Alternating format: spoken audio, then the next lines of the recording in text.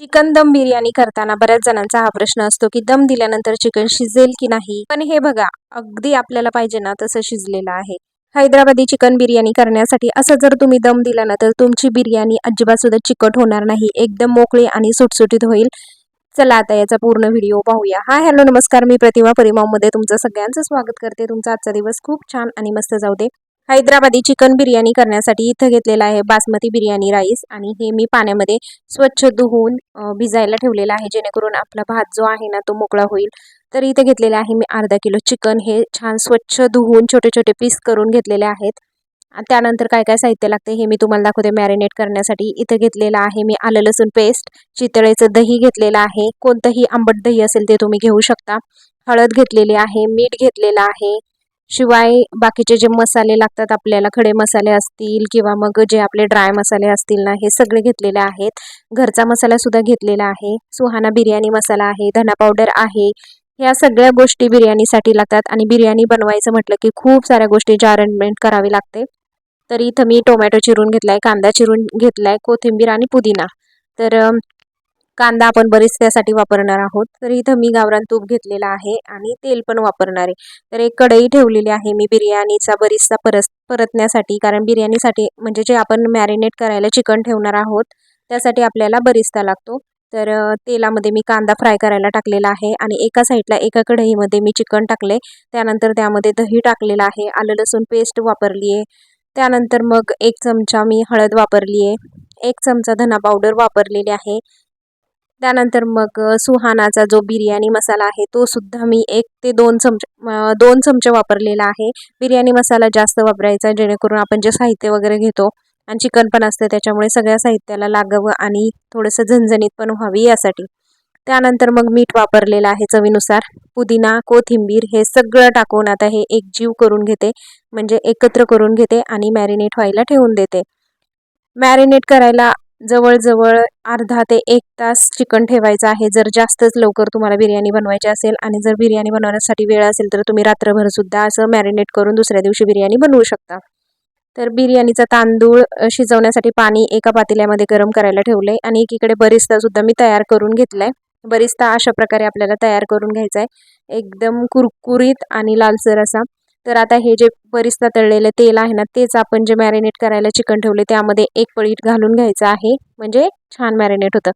पाणी गरम झाल्यानंतर त्यामध्ये मी टाकलेला आहे खडा मसाला, आणि छान उकळी फुटल्यानंतर हा सगळा खडा मसाला आपल्याला काढून घ्यायचा आहे, जेणेकरून आहे ना जो भात आपण बिर्याणीचा खाताना दातामध्ये हे सगळे खडे मसाले येऊ नये आणि जास्त तिखटपणा लागू नये, कारण मुलं सुद्धा घरामध्ये असतात आणि मुलांना पण हे तिखट लागू नये म्हणून हा सगळा मसाला काढून घ्यायचा. ह्या सगळ्या मसाल्याचा अर्क पाण्यामध्ये उतरलेला असतो. हे पाणी पिवळं झालेलं आहे, ते पिवळापणा नको असेल तर त्यामध्ये तुम्ही लिंबू पिळू शकता. तर आता तांदूळ छान फुलून वरती आलं होतं.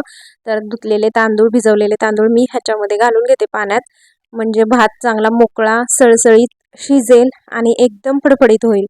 तर आता भात टाकून घेतलाय, ह्याला छानपैकी ना 10 मिनिटं उकळी येऊन देते. तांदूळ असं वरती खेळायला लागलं की म्हणायचं आपला तांदूळ जवळजवळ 80 ते 90% शिजलेला आहे. जास्त आपल्याला शिजवायचं नाही, 80% शिजवायचं आहे.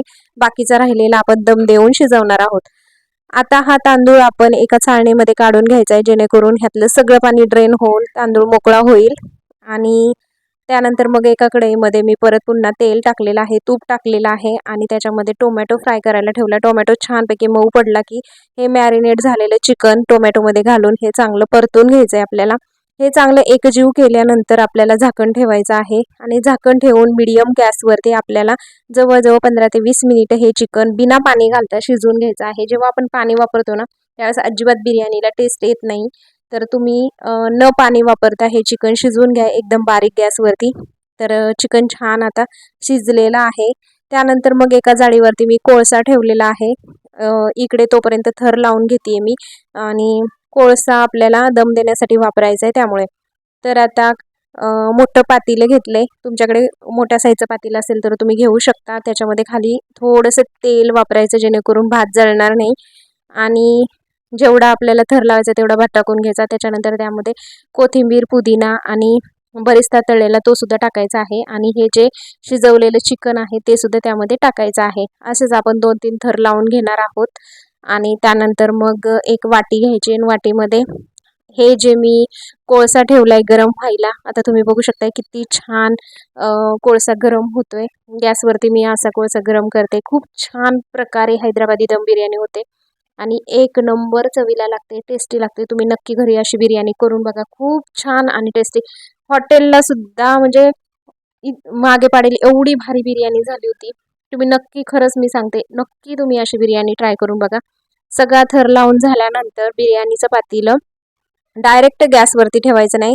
खाली तवा किंवा मग तुमच्याकडे आप्पे पात्र असेल तर तुम्ही हे पातेलं त्याच्यावरती ठेवू शकता. मी आप्पे पात्र खाली ठेवले, त्याच्यावरती हे पातेलं ठेवून आता दम द्यायला ठेवणार आहे. पण जे आपण भात शिजवलेलं पाणी होतं ना, ते ठेवलेलं होतं, कारण आपल्याला आहे ना जवळजवळ अर्धा ते 1 फुलपात्र पाणी पुन्हा लागणार होतं. म्हणून मग मी वरून पाणी थोडंसं भातामध्ये टाकून दिलं आणि त्यानंतर एक वाटी ठेवून कोळसा टाकलाय, त्यामध्ये गावरान तूप टाकून असा मी दम देते.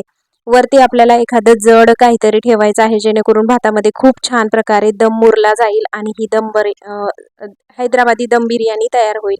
तर हैदराबादी दम बिर्याणी अशा प्रकारे तयार झालेला आहे. एकदम मोकळा सुळसुळीत भात, चिकन पण अगदी परफेक्ट प्रमाणात एकदम मऊसूत शिजलेला आहे आणि खूप छान आणि टेस्टी बिर्याणी होते. नक्की एकदा ट्राय करून बघा, तुम्हाला खूप आवडेल.